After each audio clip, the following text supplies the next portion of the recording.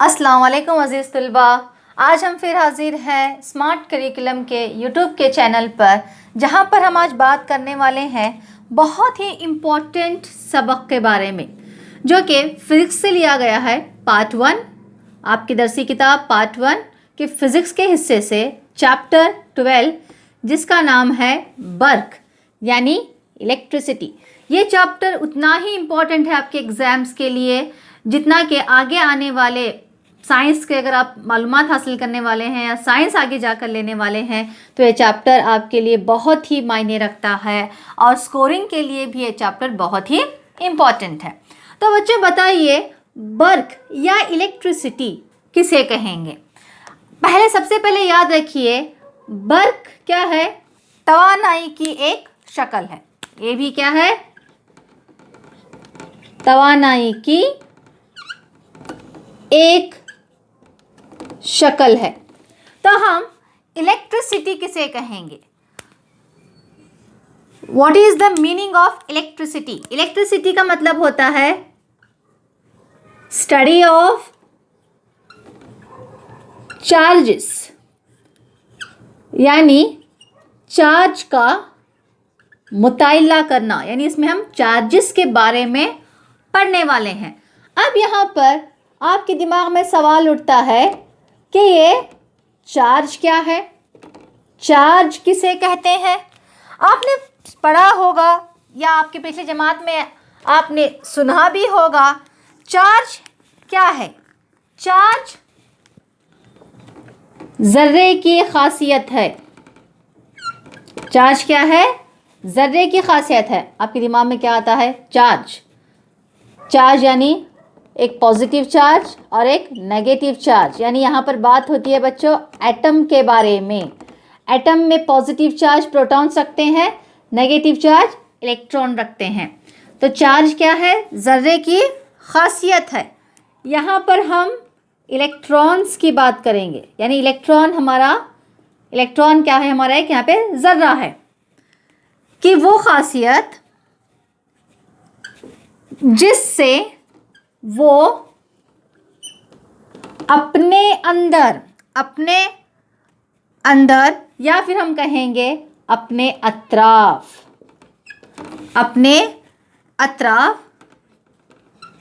मकनातीसी मैदान पैदा करता है। आपके दिमाग में बहुत सारे सवाल उठ रहे होंगे, इन सवाल के जवाबात अभी आपको मिल जाएंगे और किसी दूसरे मकनातीसी मैदान में रखे जाने पर कुव्वते कशिश या कुव्वते दफ़ा करता है। तो चार्ज किसे कहेंगे? ज़रा सा हम यादा कर लेते हैं। चार्ज जैसे ही दिमाग में आता है तो हमारे दिमाग में पॉजिटिव और नेगेटिव यानी मस्बत और मनफी बात आती है। हर एक जितने भी हमारे अतराफ इर्द गिर्द अशिया पाई गई हैं वो एटम से बने हुए हैं। एटम एक बहुत ही मुहीन ज़र्रा है। इस एटम के अंदर प्रोटॉन्स और इलेक्ट्रॉन्स पाए जाते हैं। प्रोटॉन्स पॉजिटिव यानी मस्बत बरकबरदार होते हैं, मस्बत चार्ज रखते हैं, और इलेक्ट्रॉन जो है वो मनफी चार्ज रखते हैं। अब यहाँ पर क्या होता है बच्चों, जो इलेक्ट्रॉन होते हैं जिससे वो अपने अतराफ एक मकनातीसी मैदान, मैंने कहा है यहाँ पर कौन सी बात हो रही है? मकनातीसी मैदान, यानी बरकी प्लस मिकनातिस।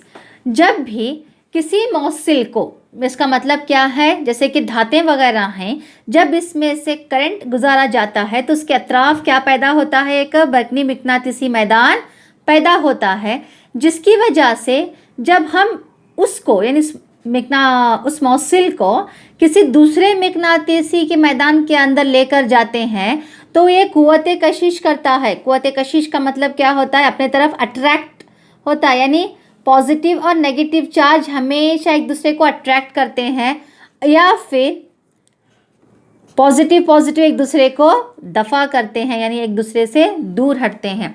मैं यहाँ पर ज़्यादा इसके बारे में मालूमात नहीं देना चाहूँगी क्योंकि हमें पहले इसका कॉन्सेप्ट समझना है कि वर्क क्या है। तो चलिए इलेक्ट्रिसिटी यानी क्या हो गया, इतना तो मालूम हो गया कि स्टडी ऑफ चार्जेस, यहाँ पर चार्ज का मुताला करेंगे। अब यहाँ पे इलेक्ट्रिसिटी के हमेशा कितने हैं चार्जेस, क्या हरकत नहीं कर रहे हैं, रुके हुए हैं, अक्यूमुलेट्स हैं। मिसाल के तौर पर आप लोगों ने आए दिन अपनी ज़िंदगी में देखा होगा, जब हम लोग एक कंघी को अपने बालों पर घुमाते हैं और घुमाने के बाद में हम उसको पेपर की तरफ लेकर जाते हैं, तो क्या होता है, वो अट्रैक्ट करती है, वो अपनी तरफ उस पेपर्स को खींचती है। तो यहाँ पर क्या हो रहा है, हम जब बालों में कंघी घुमा रहे हैं तो वहाँ पर रगड़ पैदा हो रही है। क्या पैदा हो रही है, रगड़ पैदा हो रही है। इस रगड़ की वजह से तवानाई यानी चार्जेस क्या हो रहे हैं, ट्रांसफ़र हो रहे हैं, तवानाई ट्रांसफ़र हो रही है। वो तवानाई कहाँ जाके जमा हो रही है, वो तवानाई जाके जमा होती है कंघी में या फिर प्लास्टिक में। अब इसी तरह से स्केल भी ले सकते हैं हम लोग। जब स्केल, प्लास्टिक की बनी हुई स्केल को जब हम लोग बालों में घिसते हैं या रगड़ते हैं और पेपर को अपनी तरफ ले जाते हैं तो अपनी तरफ पेपर को खींचती है, तो क्या होने वाला है, यहाँ पर रगड़ पैदा हो रही है। यहाँ पे जो है चार्ज जो है हालते सुकून में है, यानी मोशन नहीं है, उसमें कोई हरकत नहीं है, यहाँ पर ये बहता नहीं है, यानी यहाँ पर एक ही जगह पर क्या हो गए, चार्जेस अक्यूमुलेट हो गए, यानी जमा हो गए, आगे की तरफ नहीं जाते। तो इस तरह के आए दिन हमारे को मिसालें मिलती हैं। तो इसको हम क्या कहते हैं, इलेक्ट्रोस्टैटिक कहते हैं। क्या कहते हैं, इलेक्ट्रोस्टैटिक, यानी चार्जेस क्या है, हरकत में नहीं है और एक जगह जमा हो रहे हैं।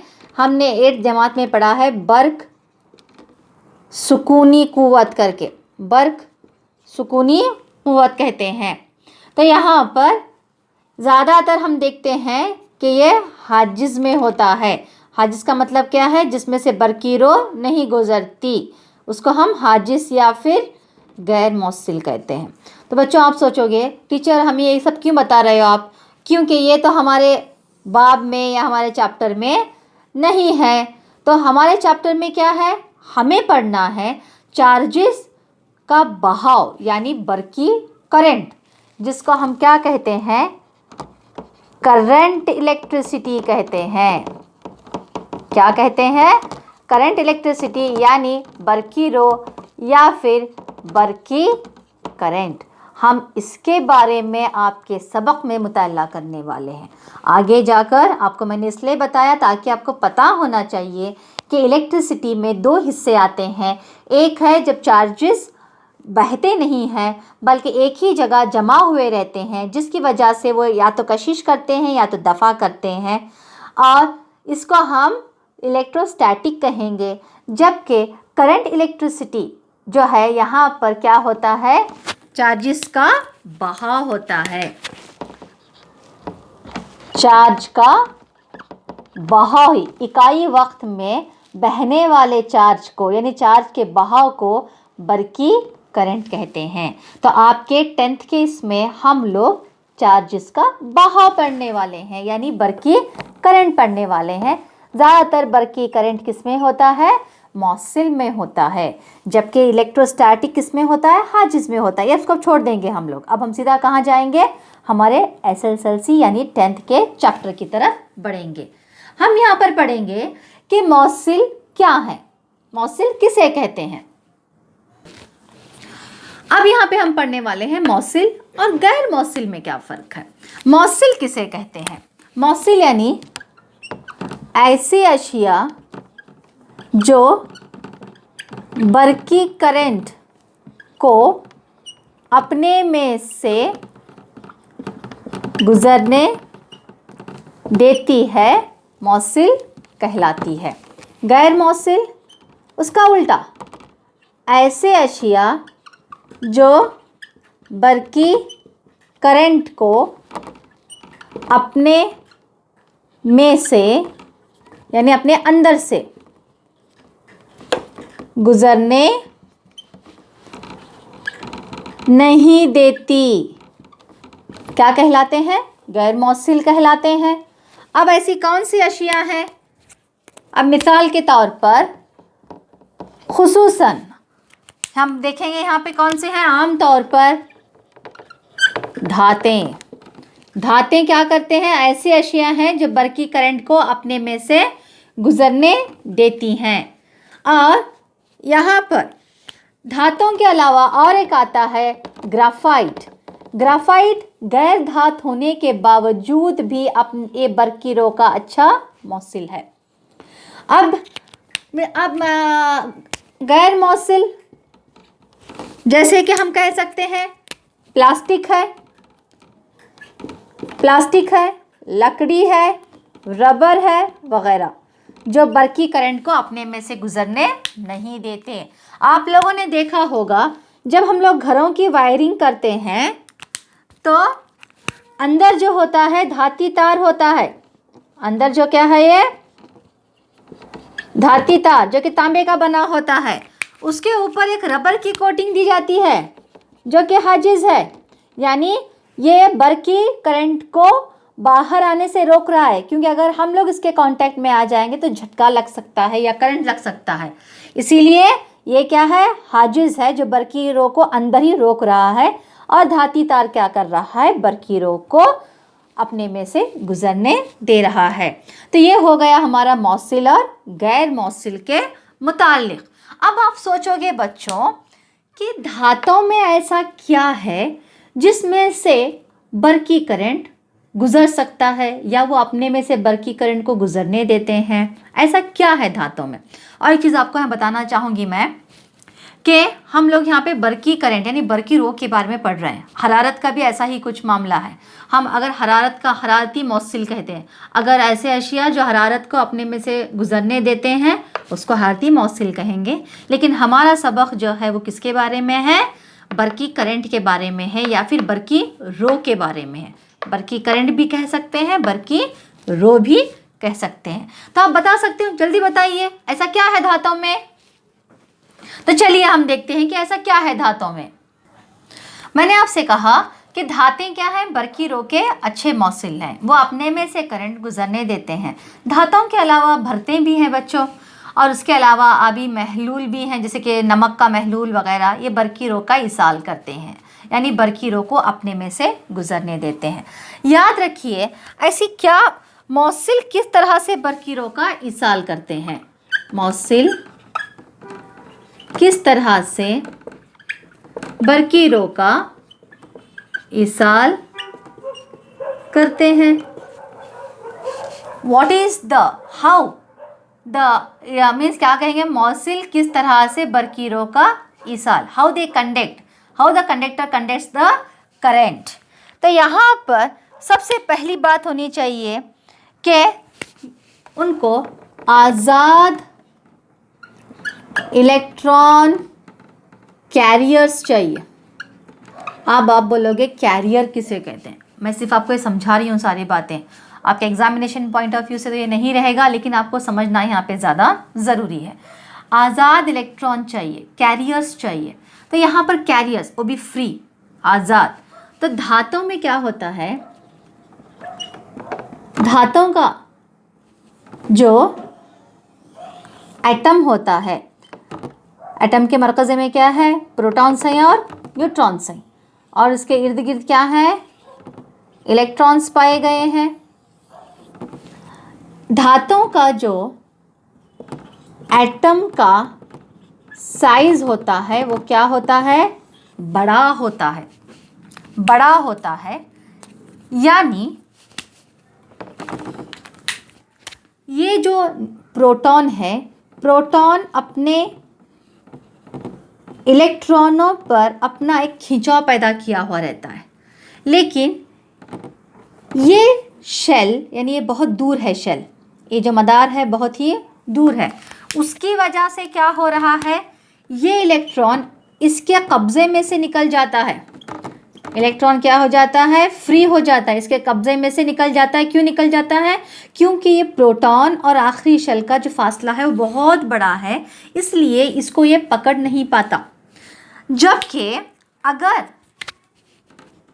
गैर धातुओं की बात करेंगे, गैर धातें, इनका एटम का साइज जो होता है बच्चों वो छोटा होता है, जिसकी वजह से अगर हम देखेंगे इसका साइज क्या है, छोटा है।